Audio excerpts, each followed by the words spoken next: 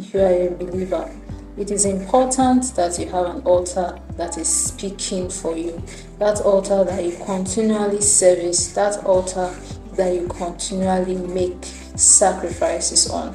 Hello and welcome back to my channel. Today I'll be talking about the mystery of altars. The mystery of altars. I'm just going to read from the scripture, Genesis 12 from verse 7. Let's just read that together. I said, "And the Lord appeared unto Abram and said, Unto thy seed will I give this land, and there builded thee an altar unto the Lord, who appeared unto him. And he removed from thence unto a mountain on the east of Bethel, and pitched his tent, having Bethel on the west, and Hai on the east. And there he builded an altar unto the Lord, and called upon the name of the Lord." And called upon the name of the Lord. Abraham builded an altar unto the Lord, and in that place he called upon the name of the Lord. So what is an altar?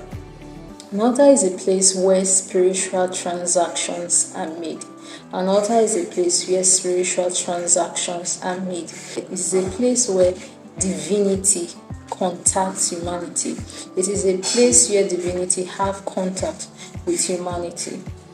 An altar is also a platform or a place where the realm of the spirit make contact with the physical realm based on legal ground. Covenants are activated and maintained on an altar. So it is very, very important for a believer to have a functional altar that is speaking for you. Every great man understands what an altar is. Every great man understands the importance of an altar. Even in the occultic world, they understand the importance of an altar, and that is why they continually shed blood on their altar. They continually do what their grandmaster or whatever is asking them to do. Even in the secular world, wherever they find themselves, their altars are always speaking.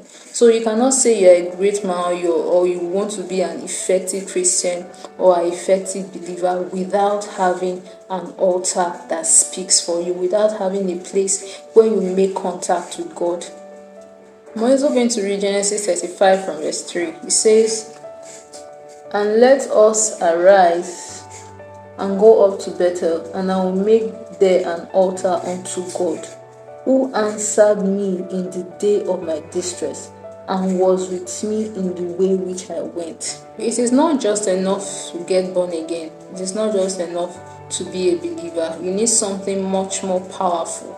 You need something much more powerful to become effective and to become successful as a believer. And that is an altar.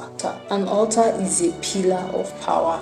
A man that doesn't have an altar can never excel, and anything can just touch you, anything can just harm you. A man without an altar is a powerless man.